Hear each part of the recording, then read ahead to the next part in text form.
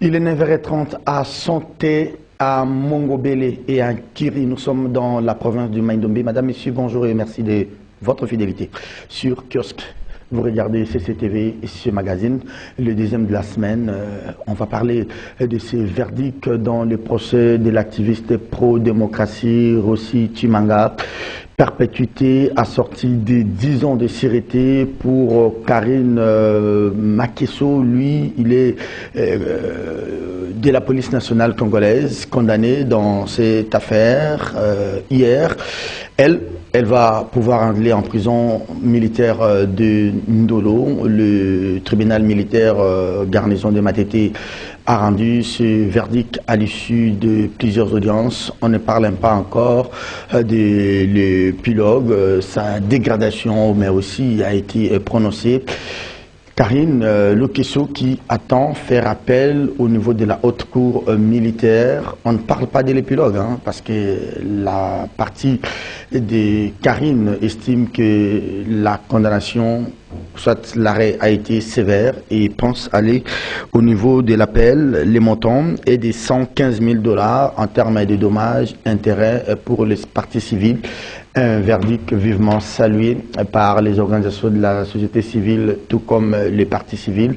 Et je vous rappelle que l'activiste pro-démocratie Rossi Chimanga a été tué le 25 janvier 2018 pendant qu'il participait à une marche sur l'appel du comité laïque de coordination en vue de réclamer des élections dans les délais. Une marche pourtant pacifique. Deuxième thème de l'émission, c'est cette désapprobation sans appel du tandem Lamouka du côté Fayulu et Adolphe Mozitou. Ils n'attendent pas cautionner une forfaiture électorale. Des termes qui sortent de ces communiqués sont assez forts. Fayulu et Mozitou appellent donc les Quinoises, bref les Congolais, à l'application de l'article 64. Cette communiqué vient à l'issue de cette vague de nominations au niveau de la Commission électorale nationale indépendante, notamment la nomination d'un certain Mabikou Totokani comme secrétaire exécutif national de la Commission électorale nationale indépendante. Fayulu appelle donc la communauté internationale, on parle de l'Union africaine, on parle également de l'Union européenne, des Nations unies, tout comme du Conseil de sécurité, à pouvoir se saisir de cette question du processus électoral. Voilà donc les deux thèmes qui feront le menu de ce magazine, les deux thèmes de la semaine, avec Dionit Kaninda de Congo Market. Dionit, bonjour et bienvenue. Bonjour Serge, bonjour à tous ceux qui nous suivent sur Kiosque. Merci beaucoup pour l'invitation. Ça fait très longtemps qu'on croise les fers avec mon ami que vous allez présenter. Mais bon, je crois que nous allons passer un bon moment avec les téléspectateurs et auditeurs. Allez, en face de Dionit, nous avons Eric Izami Boanzale Mongalikita Bolangala, un nom très kilométrique. Bonjour et bienvenue. Bonjour Serge Kabongo, bonjour Dini Kalinda, bonjour chers téléspectateurs et auditeurs, bonjour chers Congolais, bonne année dans nos familles, santé, paix, sécurité pour le progrès. Très beau costume. Ben, sur vos pas. Le chef de l'État a parlé de la propreté, le gouverneur de la ville nous a évangélisé sur Kinbo Peto. Nous devons tant soit peu vivre ce que nous enseignons aux autres. La propreté est le premier remède de l'environnement. Si nous voulons chasser la malaria, la typhoïde, etc., nous devons être propres, non pas seulement du côté vestimentaire, mais surtout aussi dans notre cadre de vie, notre environnement. Allez, je suis à vous, cher Denis, vous ouvrez les balles. Premier thème de l'émission, procès de l'activiste pro-démocratie Rossi Chimanga. Condamnation à perpétuité, assortie de 10 ans de sûreté pour la commissaire supérieure adjointe Karine Lokesso. Le verdict a été rendu hier par la cour militaire de Kinshasa Matete. Karine qui fait appel. Je rappelle que Rossi a été assassiné le 25 janvier 2018. Non, mais Serge Kabongo, il faut considérer que généralement les procès sont des moments de leçons. C'est des moments où ceux qui ne sont pas outillés dans les matières judiciaires, tous ceux qui sont attirés par la matière, tous restons devant les télés, restons branchés à des médias pour suivre l'évolution et tirer des leçons. Et même aussi comprendre les rouages du fonctionnement de la justice. Exactement. Moi, je crois que on a comme impression, ça c'est la leçon que j'ai tirée, qu'il n'y a que des juridictions judiciaires militaires qui fonctionnent normalement. Mais lorsque vous allez dans la justice civile, il y a trop de soucis. En ce qui concerne des gabegies financières, des problèmes de gestion. C'est vraiment un souci de ce côté-là. Mais quand vous allez, par exemple, vous suivez les procès qui sont menés par des magistrats militaires, des juges militaires, il y a du sérieux, ensuite, vous trouvez qu'il y a quand même du sérieux. Et pour ce procès de Rossi, je crois que c'est un procès qui est attendu pas seulement par les Congolais, mais aussi par le monde. Parce que Rossi Mukendi est aujourd'hui une figure emblématique de la lutte pour le changement dans ce pays. Et du coup, lorsque son procès se déroule, je vois que toutes les organisations de droits de défense des droits de l'homme, ainsi de suite, ont les yeux tournés vers ce qui se passe en RDC. Mais aussi, nous devons considérer que l'accusé a aussi des droits. Lorsqu'il est condamné, puisqu'il s'agit de Karine, lorsqu'elle est condamnée, elle est en droit aussi d'introduire le recours, de faire appel par rapport au jugement rendu. C'est aussi de son droit. Et c'est ça, l'état de droit même. Je vais faire un parallélisme avec le dossier Caméré. Lorsque on reconnaît dans un état de droit que l'accusé ou le condamné a le droit de faire recours ou de faire appel, nous devons considérer qu'il appartient au juge de pouvoir décider du sort de celui qui a fait appel. Nous ne devons pas nous placer dans une position telle que si ce n'est pas ce résultat, donc c'est faux. Le juge a mal tranché. Et ceux qui jugent, permettez-moi la redondance, ceux qui jugent les juges ne connaissent d'ailleurs rien du droit. Mais ils se permettent quand même de dire non, là il a mal fait. On pense qu'on a déjà notre victime en poche et que ça doit nécessairement être cette victime. Il faut que ce soit cette victime-là. Ça ne doit pas changer. Il faut que ce soit ce que nous voulons. Nous comprenons que lorsqu'il y a perte de vies humaines, il y a d'humanisme qui s'invite, il y a parfois aussi l'émotion, les sentiments qui s'invitent, mais je crois que le droit reste géré selon les règles d'un art bien précis, mais aussi du côté de ceux qui sont victimes. Il faut que la vraie justice soit rendue. Parce qu'il ne faudrait pas que parce que l'accusé est allé en appel, et directement, on voit à la télé, on nous dit, bon, acquittement. Ça, on ne voudrait pas assister à une scène comme ça, simplement parce qu'il y a eu des émotions quelque part, des sentiments quelque part, ou une influence quelque part. Il faut vraiment que même si elle va en appel, elle a été déjà radiée de la police nationale congolaise, c'est ce que j'ai suivi, mais là, il faut qu'au niveau de la justice, même si elle va en appel, que la vraie justice soit rendue. Alors, c'est justement toute la question, cher Eric. On nous a dit en 2018 ici, je me rappelle encore du ministre porte-parole, Lambert Mende Omalanga, pour ne pas les citer, pendant l'audience, à l'époque, Karine n'était que venue comme renseignant, hein, je crois. Oui, au tout au début, oui. Au tout au début, on nous a dit que la police n'avait pas fait usage des armes létales. On a dit, Mende, pour ne pas les citer, il répétait, il a dit que non, on avait fait usage des balles en caoutchouc. Mais comment on en est arrivé là aujourd'hui à cette condamnation pour dire que c'est réellement cette cartouche de la dame qui a été mortelle et qui a atteint M. Rossi Tshimanga? Nous déplorons le fait que notre frère est parti dans l'au-delà comme ça, à fleur de l'âge. Et ça, c'est le résultat justement de mensonges. Il n'y a pas que dans cette affaire-là où le porte-parole d'alors avait eu à utiliser un langage qui avait été mêlé à un mensonge. Ici aussi, on nous avait dit que, en son temps, lorsqu'il était décédé, chez Béa, on l'avait trouvé avec de mèches, des rouges à lèvres, des choses comme ça, toujours par le même acteur politique cité par vous, Mende Omalanga. Non, il faut dire les choses telles qu'elles sont. ou que quand vous ne savez vraiment pas ce qui s'est réellement passé, n'est pas avancer des mensonges qui 10 ans après nous rattrapent. Les mensonges ne résistaient pas à la vérité. Hein. La vérité, vous savez, les attributs de Dieu lui-même, les créateurs, ça ne pardonne pas. Hein. Quand il dit je suis le chemin, c'est vraiment lui le chemin. Quand il dit je suis la vérité, c'est vraiment lui la vérité. Je suis la vie, c'est la vie, elle est sacrée chez nous. Et là, a priori, je peux même dire que cette communication-là, de ce moment-là avec M. Mende Omalanga, n'était pas vraie. Parce qu'aujourd'hui, 10 ans, quelques années après, et puis même s'il faut revenir à ce qui s'est passé avec le dossier Chimanga. Chimanga aussi. Oui, c'est toujours des faussetés. La Cour reconnaît Mme Karine comme auteur principal du tir qui a fauché M. Alors, là, tout de suite, j'ai une question que je me pose moi-même. Est-ce Rossi Chimanga, voulant participer à cette marche-là, était-il réellement dangereux vis-à-vis de notre police?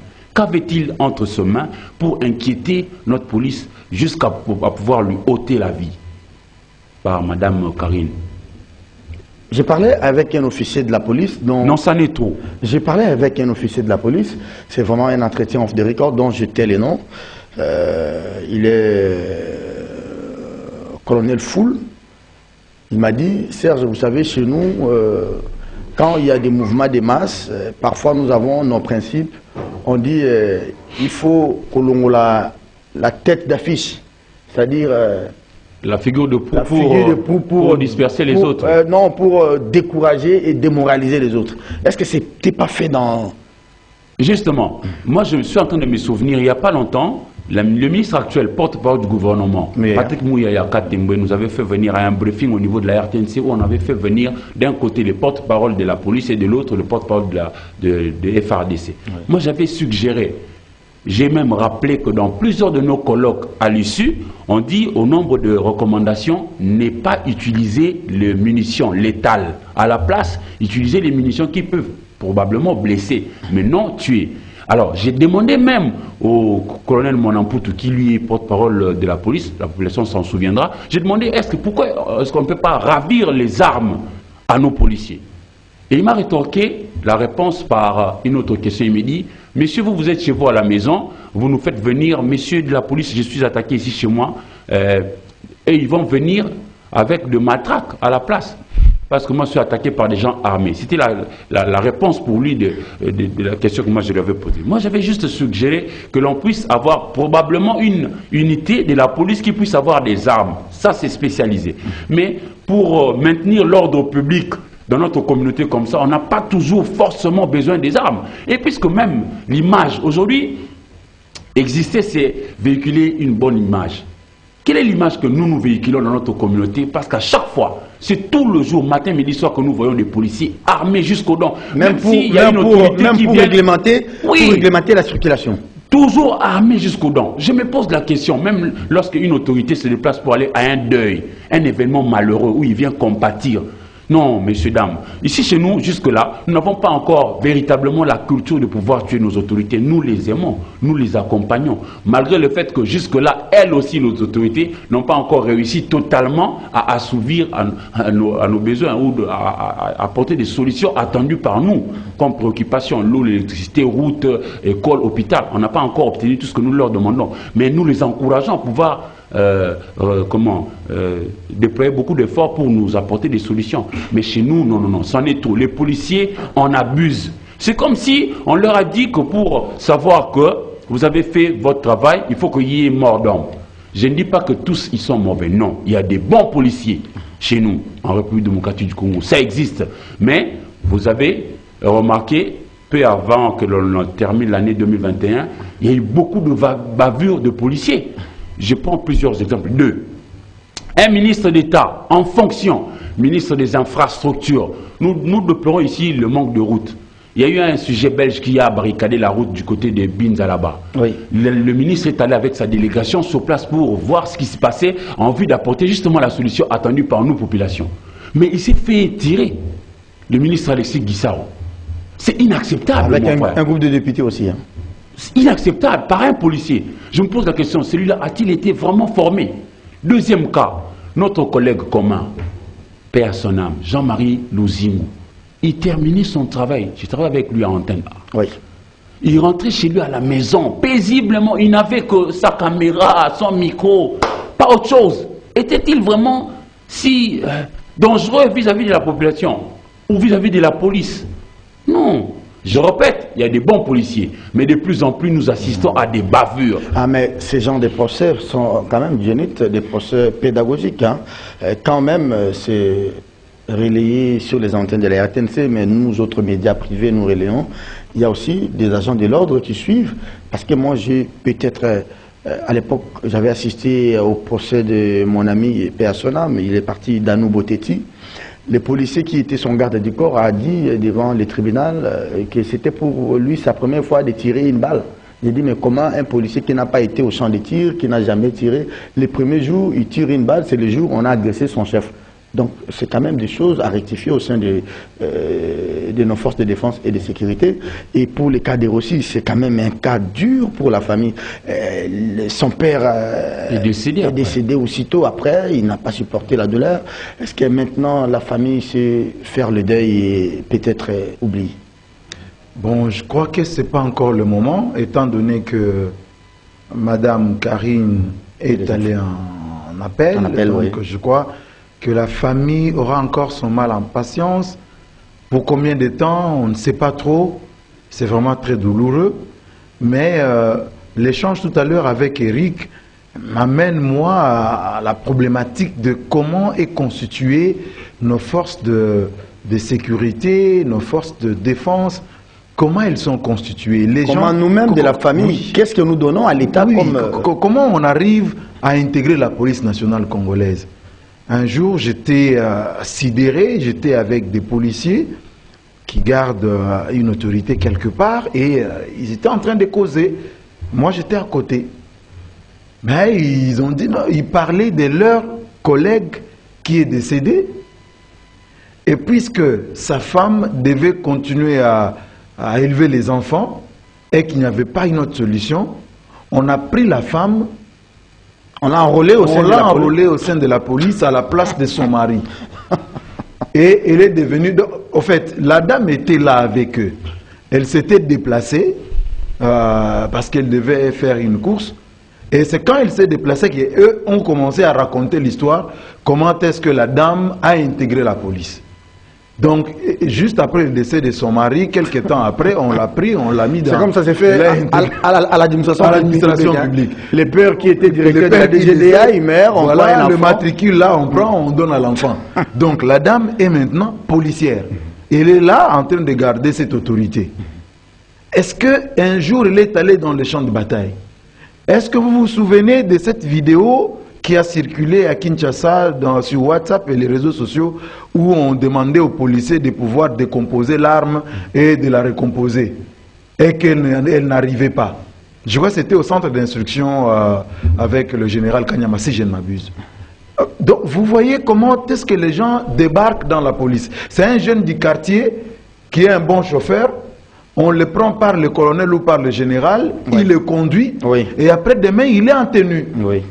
Et lorsque on change de fonction au général, le mec, il se retrouve nulle part, mais il a déjà la tenue policière. Et il a finalement une arme entre ses mains. Quelqu'un comme ça, il a tiré où? D'où il faut aujourd'hui, je pense, que le ministre de l'Intérieur que j'ai vu dans un passé tout récent ici, en Europe, pour voir comment est-ce que les autres nations évoluent en termes de la sécurisation des manifestations publiques dans le maintien d'ordre, qu'ils puissent intégrer la donne, la formation des policiers existants, qu'on puisse identifier ceux qui n'ont pas reçu vraiment la formation, puisqu'ils sont déjà sur les effectifs, qu'on les prenne, qu'on les forme, de sorte qu'ils rendent à la nation un travail qui puisse satisfaire les Congolais, parce qu'ils sont là pour les Congolais. Il y a des nations aujourd'hui. Quand vous allez dans une ville comme Dubaï, cher Serge, vous ne voyez aucun policier. Aucun policier sur la route. Mais ils sont là. Dans chaque coin de la ville, sachez que Dubaï, c'est une ville où circule l'argent comme pas possible dans le monde. Très touristique aussi. Très touristique. Mais vous ne voyez aucun policier. Pourquoi? Ils vous disent l'argent n'aime pas l'arme. L'argent a peur de l'arme. Là où il y a les armes, normal, un investisseur sérieux, pas ce que nous voyons dans l'Est du Congo là, oui. Un investisseur sérieux, là où il y a les armes, il ne vient pas. Et lorsqu'il y a les armes, quelqu'un qui a l'argent, il n'est plus à l'aise. Il n'est plus calme, il n'est plus serein. D'où leurs policiers, ils sont casés et tout, vous ne les voyez pas. Et ils ont les voitures les plus luxueuses. Qu'est-ce qu'il fait? Est-ce que nous étions, à l'époque de Kabila, un régime militarisé, ou bien les agents de l'ordre, les policiers, je dirais même les militaires, n'avaient même pas du respect pour les autorités civiles, ils n'avaient même pas du respect pour des populations civiles, aucun respect, même pour des populations. Vous allez voir cette dame Karine, elle était d'une suffisance hors pair avec son commandant de la ville à l'époque, Kanyama. Même Kanyama qui disait aux parents, je dis, la population était terrorisée sous Kabila. Quel est aujourd'hui le mérite de ce genre de procès contre des policiers? Je dis, comme un peu vous l'avez dit, tous ne sont pas mauvais. Des policiers virés, mal encadrés, qui avaient l'air gâchette facile. Quel peut être le mérite de ce genre de procès aujourd'hui? Parce que quand nous voyons, à l'époque, on a vu quand Félix arrive au pouvoir, un policier qui tire sur un médecin ici à Vijana, on a organisé les procès en flagrance. Il y a celui-là avec Karine qui battait de l'aile à l'époque de Kabila, mais aujourd'hui Karine est là condamnée. Les policiers qui ont tué des individus pour manque de cache-nez, ils sont condamnés. Et les choses ont changé, hein, j'ai comme l'impression. Les choses ont changé. Parce qu'à l'époque, un policier pouvait te dire Naroboma, et puis après... Non, pour moi, les choses n'ont pas changé forcément. Je me souviens encore d'un étudiant de l'UNIKIN qui était sur le terrain en train d'effectuer son devoir, de faire son devoir. Le garçon a reçu 5 balles. Qu'avait-il entre ses mains pour inquiéter suffisamment ce policier jusqu'à le rouer, à le tuer comme ça? Je crois que les choses n'ont pas changé forcément. Mais je voudrais plutôt suggérer ceci. Denis a dit qu'il faudrait former. Oui, vous et moi, Serge, Denis et les autres qui nous suivent, nous sommes allés tous à l'école, non? Et c'est pour autant qu'on a arrêté de nous laisser former. On participe à des séminaires. On apprend chaque jour d'ailleurs. Alors ce n'est pas une honte que de pouvoir recycler ce que nous avons comme élément de police. Je crois que c'est essentiel. Vous allez au loin jusqu'à parler de l'Europe, ils sont suffisamment avancés. Alors même chez nos frères africains, ici en face à Brazzaville, lorsque vous êtes interpellé par un policier, vous sentez le respect qu'il vous accorde. Voilà. Il vous appelle en vous considérant. Vous aussi, de votre côté, vous êtes obligés de faire autant parce qu'il vous respecte a priori. Et donc le dialogue peut être installé et puis vous allez avancer. Mais voyez comment ça se passe ici. Même sur nos routes, vous roulez avec vos véhicules. Vous voyez comment est-ce que nos policiers interpellent les uns les autres conducteurs. Je ne dis pas que toujours les conducteurs ont raison, parce que parfois aussi on conduit mal sur Kinshasa. Mais c'est comme s'ils viennent avec l'intention prioritaire d'humilier l'autre. Ils vous mettent même des guet-apens. Ils ont même créé un truc là qu'ils appellent Mbassou. Ils vous mettent ça devant le pneu. Si vous passez, vous bousillez votre vie. Est-ce que vous avez la même impression que Djenit? Moi, il faut écouter ceux qui sont. Moi, je partage à 100% cette impression de Djenit que dans nos juridictions militaires, il y a quand même du sérieux. Est-ce que vous savez pourquoi? Attendez. Le problème, c'est pas parce que je ne le confirme pas, je refuse même de croire en ce que je dis. Le problème, ce n'est pas qu'il y a la discipline dans l'armée et que des procès qui sont liés à l'armée, il n'y a pas trop d'ingérence ou de pression politique que des procès dans nos tribunaux ordinaires, là où on sait que c'est un ministre qui a détourné, mais qui est de telle famille politique, ou qui a des acquaintances avec telle maman, ou telle veuve, ou telle... Est-ce que ce n'est pas aussi ça? Oui, Serge, justement, c'est parce qu'au sein de l'armée, il y a encore cette forme de substance de la discipline qui existe. Et la dépolitisation. Oui. Au sein de l'armée, non, il y a de la discipline. Là-bas, on ne badine pas. Mais c'est généralement dans la société ambiante comme ça que l'on trouve des gens non disciplinés. Je prends un cas banal. Chez nous, vous verrez qu'il y a eu un incendie qui s'est déclaré. Et les uns disent, je prends le cas de ce qui s'est passé à Saint-Louis, nous sommes dans la commune de Kalamou. La semaine dernière, oui. On dit, non, c'était une mauvaise manipulation d'un réchaud à gaz. Je ne confirme pas que c'est cela la cause. Mais ça prouve que nous ne sommes pas suffisamment disciplinés pour pouvoir, ne serait-ce que tenir la gestion d'un réchaud. Comment pouvez-vous ouvrir et puis vous en aller pour que ça puisse péter après et puis créer des ennuis? Nous ne sommes pas suffisamment toujours disciplinés. Et dans l'armée, justement, il y a cette substance de la discipline qui existe encore. Voilà pourquoi, dans leur procès, ils tiennent compte de cet aspect des choses et ça donne cette impression que nous avons. Et je crois que, quelque part, c'est quand même réel. Ils sont sérieux dans ce qu'ils font. Mais encore faut-il que nous puissions l'étendre, même au niveau de la société, là où il y a beaucoup d'indisciplinés. Ben vous avez vu, je suis content qu'il vous rejoigne. Vous avez vu même dans le procès de Doli Makambo, il était jugé devant un tribunal militaire, hein, malgré qu'il était du PPRD, tout. Mais là, c'est le tribunal militaire qui a prononcé 5 ans, c'est 5 ans. Mais chez nous, tu peux détourner l'argent des 100 jours, tu peux détourner Télégelou, tu peux faire tout ce que tu veux. Il suffit que tu sois du MLC, il suffit que tu sois de l'UDPS ou que tu sois du parti de Moïse Katumbi. On va commencer à appeler tel juge, on va commencer à appeler tel greffier. Serge, je suis bien d'accord avec toi. Mais il y a quelque chose que nous devons décourager. L'idée vient de vous d'ailleurs. Dans notre société, c'est quoi? Il y a quelques provinces qui s'illustrent quand même dans ces... pratique qui, je ne sais pas qualifiée, où quand il y a un fils du terroir est interpellé par la justice, c'est tout le terroir qui s'élève. On dit non, il ne faut pas toucher au nôtre, ça, il est ceci, il est ceci pour nous, il est cela pour nous, donc il faut laisser.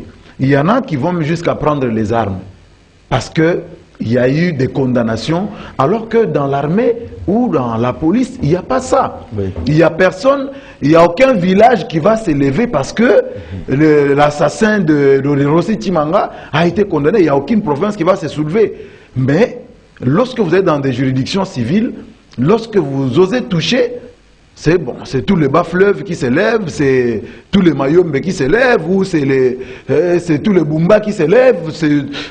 Donc c'est un peu ça, c'est tous les Lituri qui s'élèvent.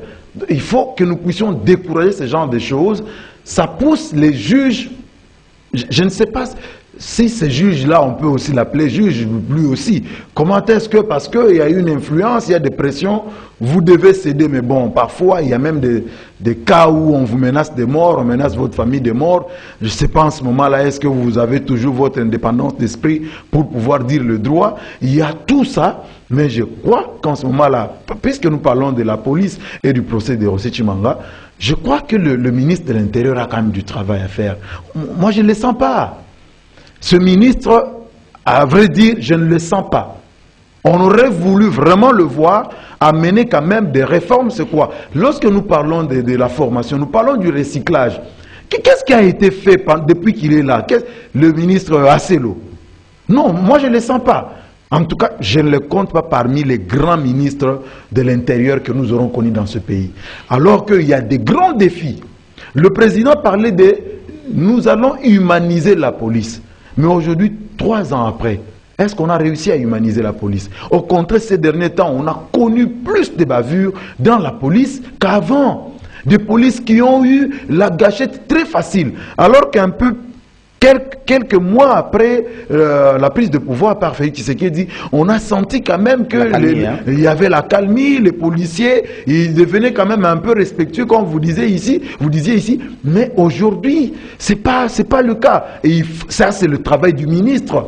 C'est le ministre Asselo qui doit faire ce travail-là. Merci Jeannette Kaninda. Pas de fixation peut-être parce que lui, mais c'est lui. Je comprends votre amertume, c'est une interpellation. Je crois que vous allez un peu boucler avec 4 ans quand même. C'était pas facile hein, pour la famille, pour les organisations de défense des droits de l'homme. J'ai vu Maître Bondo qui se battait comme un bon diable dans les bénitiers. Et 4 ans... franchement... c'est dur à vivre. C'est très dur à vivre. Parce que je suis ami à une collègue qui a été enseignée par le père de Rossi Mukendi. Non, il faut voir comment, paix à son âme, le papa qui est parti, comment ce papa-là appelait l'ami pour ne serait-ce que plaider la cause de son enfant qui est parti dans l'au-delà. Le papa, quand il appelait mon ami, il disait, mais je n'ai que vous, comme des gens qui peuvent parler, dire un mot sur notre sort. Mais j'aurais bien voulu que ce papa-là soit en vie mais vivre. Vous voyez, Ouais. Et puis, lorsque mon frère et ami Denis dit que non, il est content que je puisse le rejoindre. Oui, dans une démocratie, nous devons être autour de valeurs. Il ne s'agit pas de coloration autour ici. de principes. Non, non, autour de principes, papa. Exact. Lorsque le langage politique s'est révélé être inefficace, le langage social doit l'emporter. Nous sommes frères et sœurs, nous ne devons pas nous entretuer. Le policier est là, je crois que je trouverai mieux l'expression en lingala. Oui, la sécurisation de personnes et des biens. Il n'est pas là pour nous insécuriser, il est là pour nous procurer de la quiétude. Et d'ailleurs, c'est nous qui payons l'impôt pour qu'à partir de ces impôts, l'État, le gouvernement puisse payer l'uniforme, l'arme et puis tout ce qui va s'en suivre. Malheur aussi est parti, son papa aussi, et puis c'est difficile, j'imagine combien c'est intenable. Très bien. Désapprobation sans surprise du tandem Mouzitou Fayilou au sujet de la nomination de Toto Mabika Toto Kani. Il a un nom compliqué. Toto Mabika Toto Kani. Les onomatopées. Vous avez fait la très bonne école un peu comme moi. Ah ben, grâce à nos parents, merci. Ah oui. Allez chercher les onomatopées. Ah, oui, ça fait longtemps. Hein. Merci beaucoup de me remémorer. Les Allez, Fayilou et Mouzitou n'attendent pas, selon leur communiqué en tout cas. Il y a des termes trop forts, je vais les exploiter, mais ne me donnez pas ces termes-là. C'est des termes que vous allez découvrir dans les communiqués de Fayilou et de Mouzitou. Donc, Eric Izami, Fayilou et Mouzitou n'attendent pas, selon eux, dans un communiqué, tolérer une forfaiture électorale de Félix Antoine Tshisekedi qui, selon eux toujours, Félix attend conserver les pouvoirs qu'il a usurpés. Il y a 3 ans, c'est trop fort. En tout cas, excusez-moi. Ils en appellent à une série de manifestations déjà à partir du mois de février pour, selon eux toujours, barrer la route à un manipulateur. Non, non, non. À un manipulateur maladroit. C'est quand même des termes trop forts. Non, non, ça c'est trop fort. Je ne sais pas. Beaucoup de respect, c'est un grand acteur politique de notre scène ici en République démocratique du Congo, Fayilou. Mais en lui ici, je trouve beaucoup de contradictions aussi. Mais en même temps, j'ai l'impression que de l'autre côté, ceux qui sont au pouvoir font un peu les lits de son discours. Dans quel sens? Fayilou avait été parmi ceux qui avaient boudé la machine à voter. Jusqu'à la veille, ils n'en voulaient pas. Mais le Tshisekedi et compagnie, ils avaient dit, avec ou sans la machine, on va aller au vote. Bon, c'est là où, moi, je ne peux pas dire usurper, je ne peux pas dire... je ne peux pas. Je m'en tiens à ce qui a été dit de manière républicaine. Manipulateur maladroit. Au niveau de la CENI, Tshisekedi a été proclamé, nous avions été dans la salle. Et puis, au niveau de la Cour constitutionnelle, il a été confirmé. Okay. Et puis, on a évolué. Ça, on a évolué. Mais bon, le problème aujourd'hui, c'est l'homme de onomatopée ici. Justement. Toto Mokani. C'est là où j'ai dit que le pouvoir actuel donne un peu la passe, l'eau au moulin de Fayilou. Pourquoi? Parce qu'au nombre de ceux qui avaient... Moi, je suis bien d'accord avec Denis Kadima, parce que je l'ai vu dans l'histoire des élections depuis.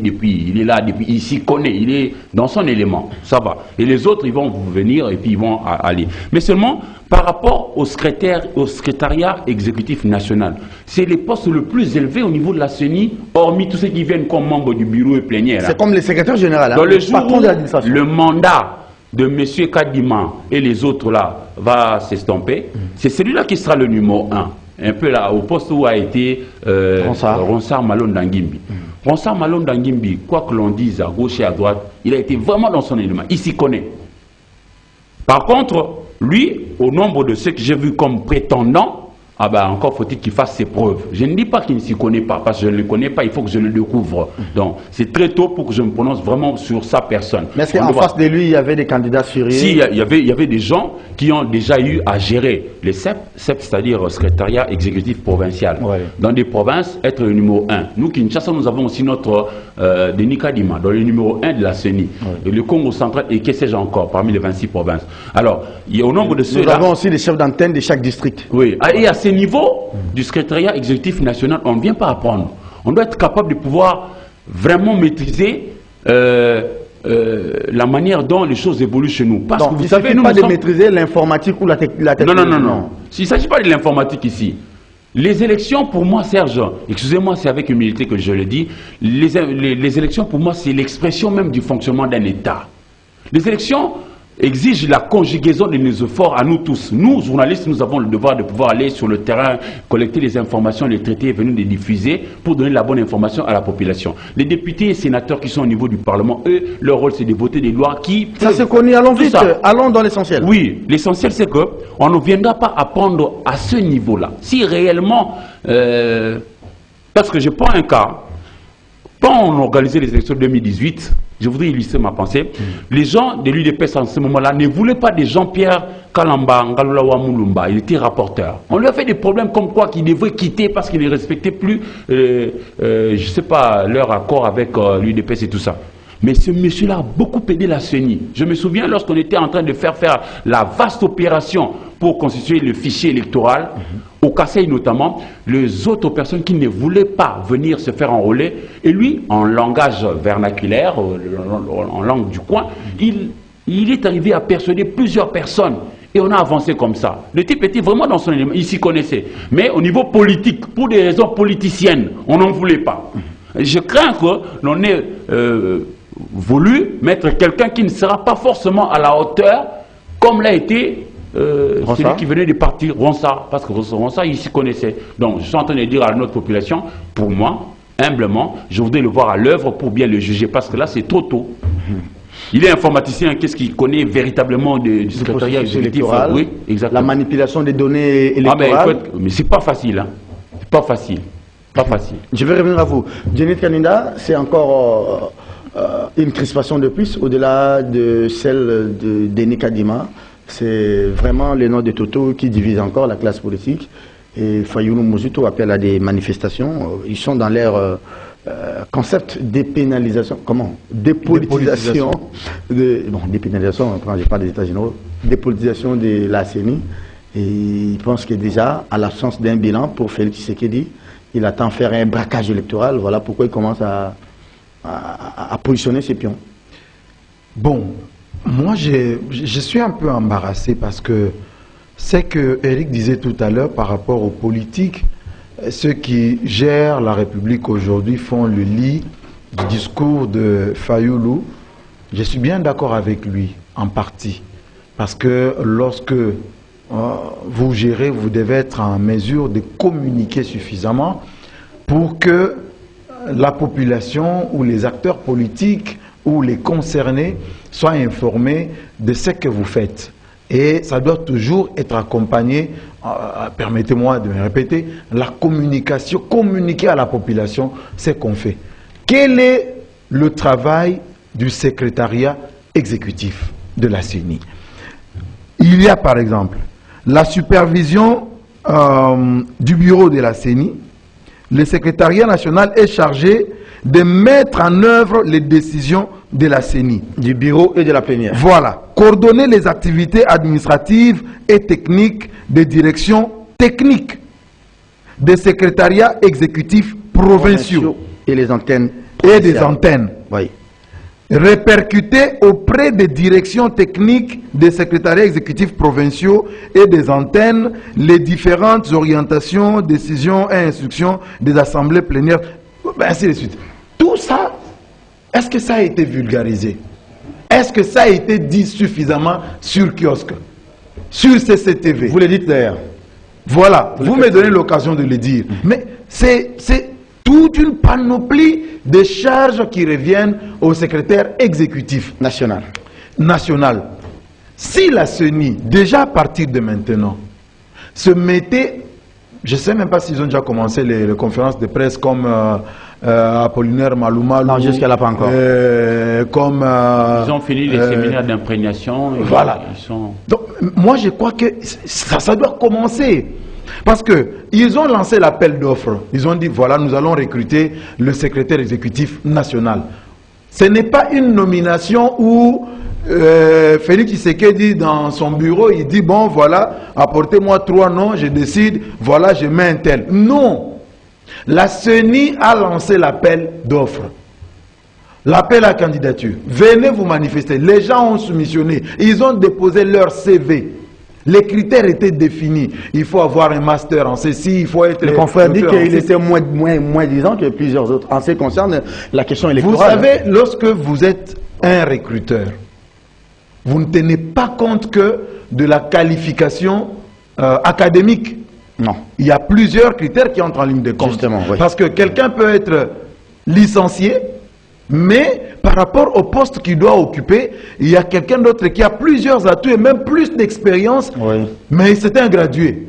Mais il a un diplôme d'université. Justement, ouais, Donc, c'est vrai, il peut être moins qualifié sur le plan académique, c'est possible. Ou électoral. Ou électoral, Mais sur mais d'autres avoir points. peut-être d'autres atouts, parce qu'on vous a dit qu'il fallait par exemple qu'il soit capable de parler anglais, de lire, écrire couramment l'anglais. Voilà. C'est un exemple que je prends. Ça pouvait être peut-être ça qui a écarté l'homme qui avait un diplôme de plus que lui. Mais qui Donc, n'est pas le Kingwandi. Voilà. Mais est-ce, voilà, qui n'est pas le Kingwandi. Est-ce Très important le Kingwandi là, ça peut aussi persuader d'autres électeurs à donc, venir. il Vous êtes appartenait... notre frère, je comprends. Et je ne vais pas vous suivre, vous deux là. Donc, il appartenait à la CENI de pouvoir communiquer suffisamment avec la population pour dire, regardez, comme ça fait déjà tollé, ça fait parler.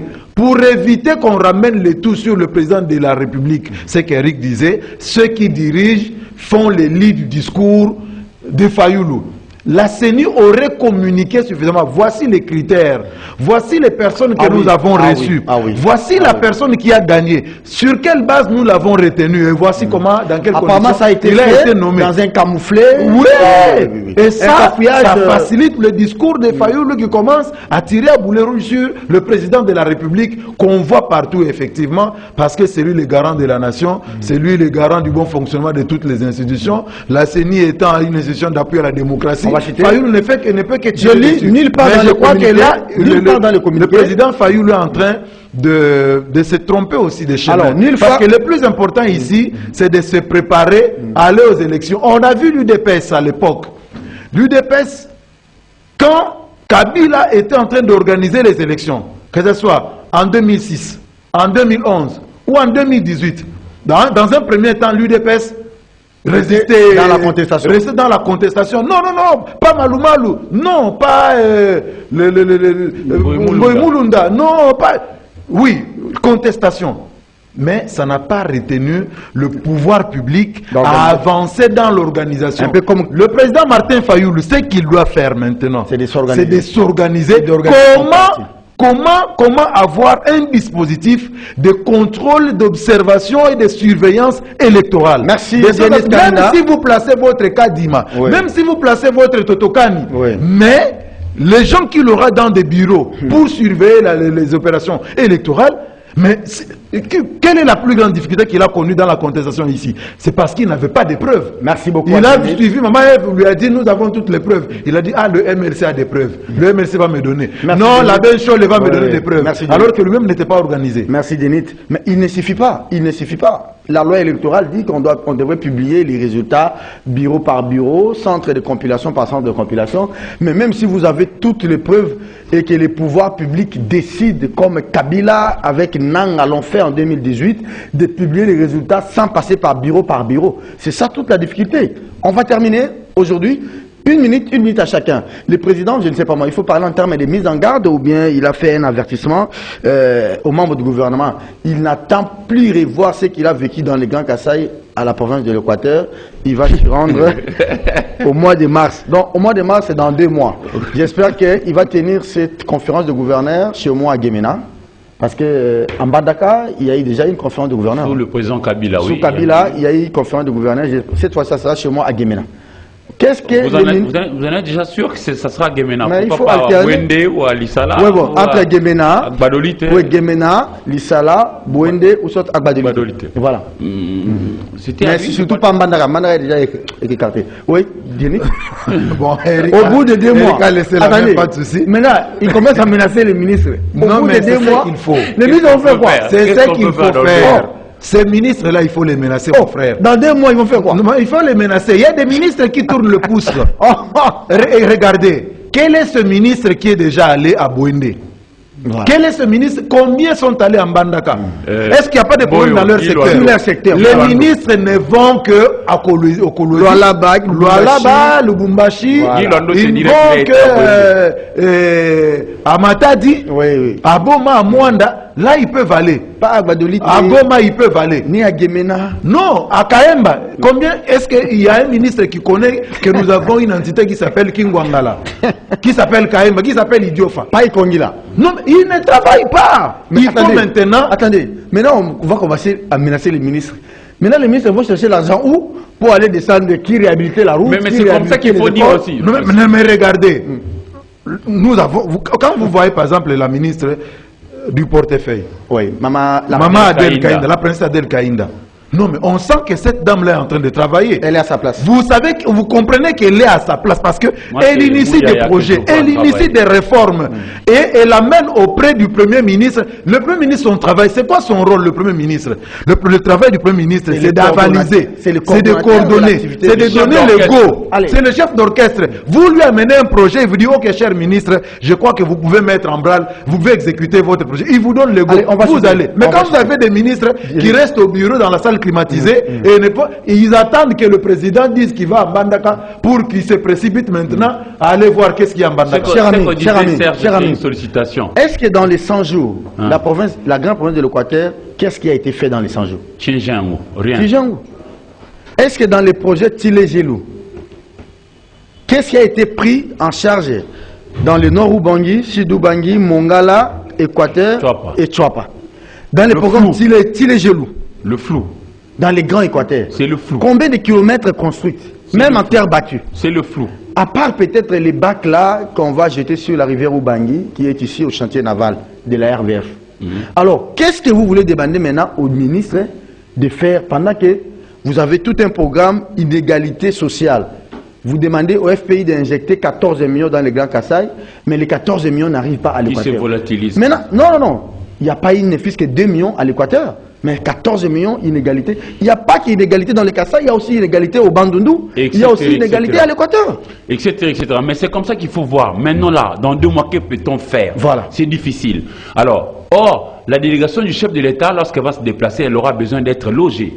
Il n'y a pas suffisamment d'hôtels dans les différents coins évoqués. Alors, ce qu'ils peuvent faire un peu, je suis en train de réfléchir à haute voix. Il y a le barrage de Mobaye Mbongo. Qui sait s'ils peuvent, ne serait-ce qu'aller là-bas, réhabiliter rapidement pour donner de l'énergie électrique. Quand il y a l'énergie électrique, on peut avoir l'embryon d'une petite industrie qui peut naître et puis poursuivre. Mais je doute fort que l'on puisse vivre une autre scène. Pire que les Kassai. Au niveau du Kassai. Ça sera pire parce qu'entre-temps, on est resté longtemps en veilleuse sans construire les écoles, ni des routes, ni des hôpitaux, etc. Nous devons nous réveiller. Vous savez, les élections, c'est bien bon. Nous devons y aller. C'est un rendez-vous à ne plus manquer. Les peuples congolais ont déjà pris goût à ce jeu démocratique. Mais c'est juste une étape. Nous devons apporter des solutions. Et c'est là où nous sommes vraiment défaillants. Merci à Djenit Kalinda. Ceux qui gèrent doivent bien faire. Merci à Djenit Kalinda. Merci à vous, cher merci Djenit. Serge. Vous allez me saluer la famille. Merci Bonne année à vous et à toute la famille. Merci aussi à Eric Izami. Merci à toute l'équipe technique, monsieur le président. En tout cas, je ne suis pas là pour vous décourager. Mais ce que vous allez vivre à l'Équateur, ça sera les triples de ce que vous avez vécu au Kassai. Donc, vous descendez à Gemena. Vous prenez les jeeps pour aller à Gbadolite. À 75 km à Karawa déjà, vous allez faire 2 jours à Karawa. Avant d'arriver à Loko, Boussinga et arriver à Gbadolite. De Gbadolite, vous allez prendre certainement l'avion pour descendre peut-être à Lissala. Mais à Lissala, pour aller à Bumba. Impossible. Serge. Prenez rendez-vous avec ce magazine demain. Ça sera le 3e numéro de la semaine. Merci et bonne suite des programmes sur nos antennes.